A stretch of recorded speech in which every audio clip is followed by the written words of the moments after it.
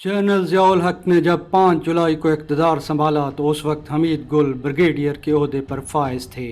General Ziaul हक के ख़ास नज़रियाती वर्सा की फहरिस्त में हमीद गुल का नाम सबसे ऊपर था। ज़ियाउल हक और हमीद गुल दोनों का ताल्लुक आर्मर्ड कोर से था। जनरल ज़ियाउल हक जब चीफ ऑफ आर्मी स्टाफ बने तो उन्होंने मुल्तान में 2nd स्ट्राइक कोर कमांड कायम की और 1980 में मेजर जनरल हमीद गुल को इसी कोर में आर्मर्ड डिवीजन का कमांडर मुकर्रर किया। जनरल हमीद गुल हेड क्वार्टर में मिलिट्री ऑपरेशंस के निगरान भी रहे। ये वो दौर था जब अफगान मुहिम उरूज पर थी।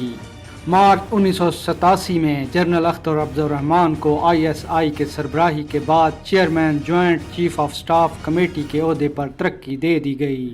अफगानिस्तान में जारी मुहिम के लिए ISI का किरदार बहुत अहम था और उसके सरबराह की कलीदी हैसियत थी। इस अहम ओहदे के लिए जनरल ज़ियाउल हक की मर्दमशनास नज़रों ने जनरल हमीद गुल का इंतखाब किया। चुनाचे उन्हें ISI का डायरेक्टर जनरल मुकर्रर कर दिया गया।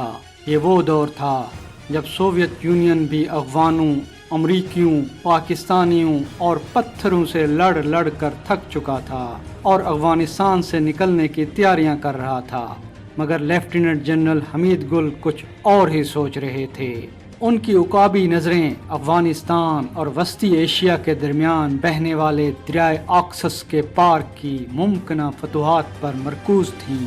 10 अप्रैल 1988 को रावलपिंडी में अफगान मुजाहिदीन के लिए मखसूस असले के सबसे बड़े डिपो ओजड़ी कैंप में धमाका हुआ। ये धमाका खुद करवाया गया या हादसा था, इस बारे में कुछ नहीं कहा जा सकता, मगर उसकी वजह से अमेरिका अपने दिए गए असले खास तौर पर स्ट्रिंगर मिसाइलों के ऑडिट से महरूम हो गया और ज़ियाउल हक और अमेरिका के ताल्लुकात में दरारें पड़ने लगीं। ऐसे वक्त में जनरल हमीद गुल वो वाहिद इंसान थे जो ये समझते थे कि अगर अमेरिका इस वक्त अफगान मामलात से हाथ उठा भी ले तो ISI इस काबिल है कि वो अफगानिस्तान में पाकिस्तान के मफादात का ख्याल रख सके। वो इस नाजुक वक्त में अमेरिका की तोता चश्मी से बहुत मायूस हुए और सारी ज़िंदगी अमेरिका की इस बेवफाई का गिला करते रहे।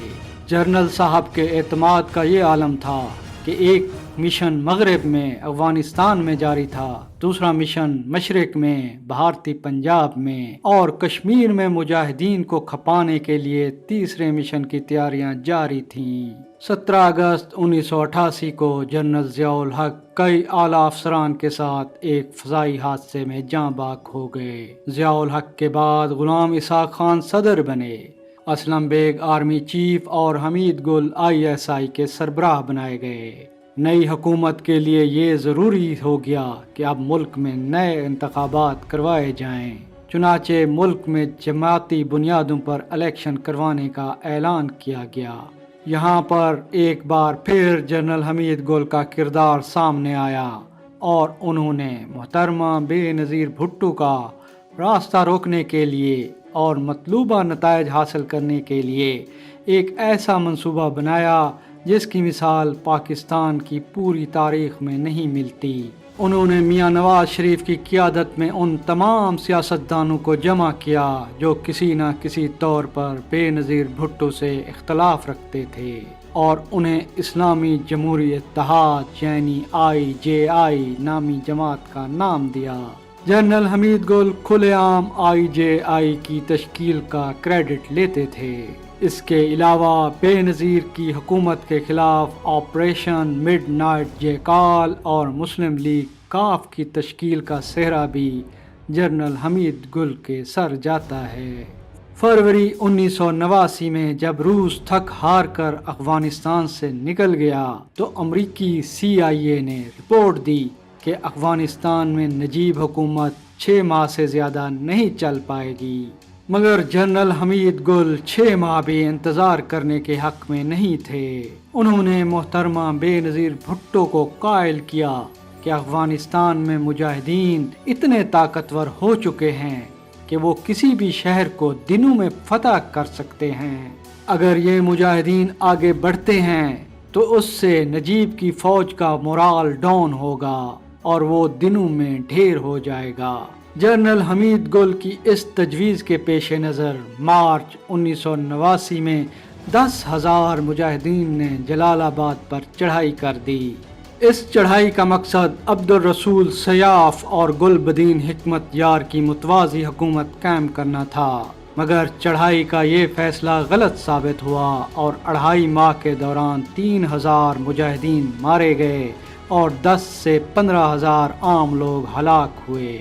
جلال آباد مہم مکمل طور پر ناکام ہوئی اور اس سے نجیب اللہ کی فوج کا مورال بلند ہو گیا اور وہ اگلے 3 سال تک حکومت کرتا رہا۔ اس مہم کے بعد جنرل حمید گل سے ISI کے سربراہ کا چارج لے کر انہیں کور کمانڈر ملتان بنا دیا گیا۔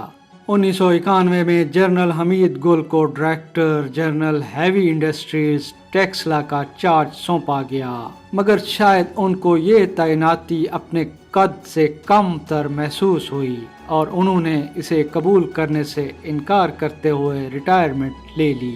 امریکہ 20 برس تک افغانستان کی سرزمین پر طاقت کے نشے میں مست رہا اور اس نے افغان سرزمین پر مہلک سے مہلک ہتھیار تجربہ گاہ سمجھ کر آزمائے۔ پھر وہ دن بھی آیا جب 15 اگست 2021 کو یہی سپر پاور کہلانے والا امریکہ افغانستان سے بدحواسی کی حالت میں بھاگ کھڑا ہوا۔ اتفاق کی بات دیکھیے، 15 اگست ہی جنرل حمید گل کی برسی کا دن ہے۔ جنرل حمید گل نے افغانستان کے حوالے سے پیشن گوئی کی تھی کہ لوگ ISI پر تنقید کرتے ہیں، لیکن جب تاریخ رقم ہوگی تو لکھا جائے گا کہ ISI نے امریکہ کی مدد سے روس کو شکست دی۔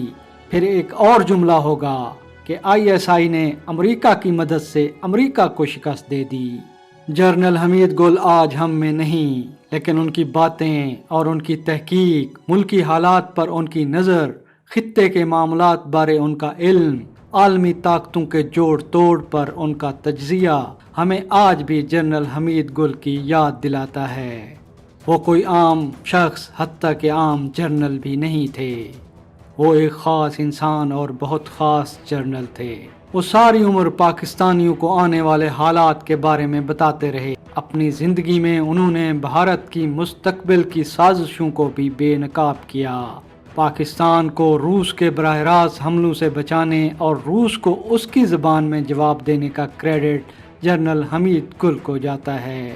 جنرل حمید گل نے روس کے ٹوٹنے کا جو نقشہ بنایا تھا، برسوں کی جنگ کے بعد عین اسی طرح ہوا۔ وہ کہا کرتے تھے کہ سپر پاور صرف اللہ کی ذات ہے۔ جنرل حمید گل روس یا امریکہ کسی کو سپر پاور نہیں مانتے تھے۔